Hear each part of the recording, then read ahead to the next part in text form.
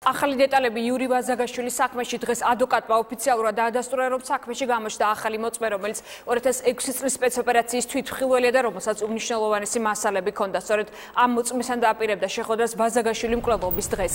ეს არის ინფორმაცია, რომელიც საზოგადოებრივმა მაუწყებელმა ექსკლუზიურად მოიპოვა და რომლის შესახებაც მთელი სიუჟეტი მოამბის მთავარ გამოშვებაში გავიდა.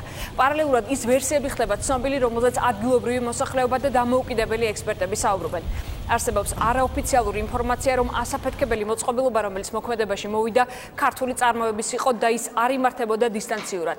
ადგილობრივები ამბობენ, რომ შემთხვევიდან რამდენიმე წუთის განმავლობაში ვაზაგაშვილი ჯერ კიდევ ცოცხალი იყო. რაც შეეხება ოფიციალურ ინფორმაციას, ამ დრომდე სამართალდამცველები კომენტარს არ აკეთებენ.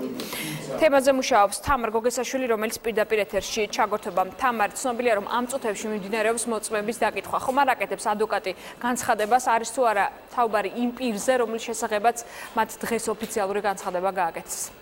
ადვოკატები ამ ეტაპზე მხოლოდ იმას ადასტურებენ, რომ ნამდვილად არსებობს მოწმე, რომელსაც აქვს მნიშვნელოვანი ინფორმაცია ზურაბ ვაზაგაშვილის საქმესთან დაკავშირებით და ეს საქმე და ამ საქმის გამოძიება იყო თითქმის დასკვნით ეტაპზე, ამიტომ ისინი ვარაუდობენ, რომ სწორედ ამ საქმის გამოძიებას უკავშირდება ზურაბ ვაზაგაშვილის აფეთქება მისი შვილის საფლავზე. კონკრეტულ დეტალებს ადვოკატები ამ ეტაპზე არ ახმაურებენ, ისინი ამბობენ, რომ იური ვაზაგაშვილის გარდაცვალებასთან დაკავშირებით მიმდინარეობს გამოძიება და იკითხებიან მოწმეები.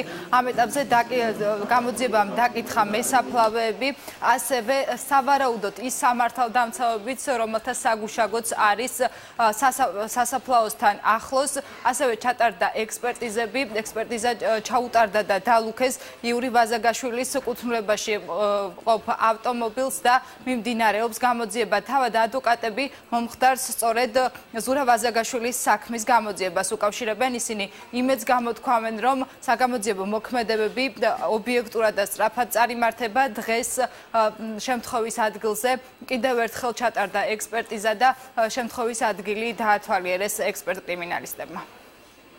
მიმდინარეობს გამოძიება, იკითხებიან მოწმეები, ანუ შემთხვევის ადგილის მიმდებარე ტერიტორიაზე მყოფი ადამიანების დაკითხვა, რაც შეეხება ზურაბ ვაზაგაშვილის მკვლელობის საქმეს, ისინი ნამდვილად არიან დაკავშირებული. ბატონი იურის მკვლელობა განახორციელეს იმ ადამიანებმა, ვინც მოკლა მისი შვილი. ზურაბ ვაზაგაშვილის მკვლელობის საქმე ბოლოში იყო გასული და მინიმუმ ერთ კვირაში გაცხადდებოდა.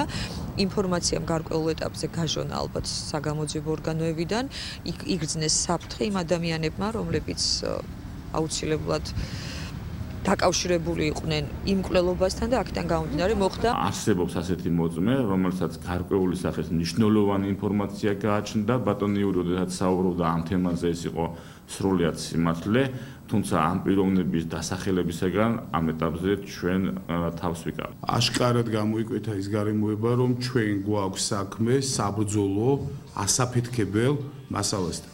თუმცა რა ტიპის არის მოცემული მასალა, ამას უკვე გამოძიება საბოლოოდ ექსპერტიზების შედეგად დაადგეს. საქმეს იძიებს მთავარი პროკურატურა, როგორც მთავარი პროკურორის პირველმა მოადგილემ განაცხადა, შექმნილია სპეციალური საგამოძიებო ჯგუფი და ამ ჯგუფში გაერთიანდნენ როგორც მთავარი პროკურატურის, ასევე შიდა ქართლის საგამოძიებო ნაწილის გამომძიებლები. პროკურატურა საქმის დეტალებზე ამ ეტაპზე არ საუბრობს. შეიქმნა საგამოძიებო ჯგუფი, რომელშიც ჩართული არიან მთავარი პროკურატურის საგამოძიებო ნაწილისა და შიდა ქართლის საგამოძიებო ნაწილის გამომძიებლები. შემდგან არასწორი იქნება, რომ დავიწყო ვერსიებზე საუბარი, კონკრეტულ ფაქტებრივ გარემოებებზე, იმიტომ რომ ფაქტიურად გამოძიება ეხლა დაიწყო.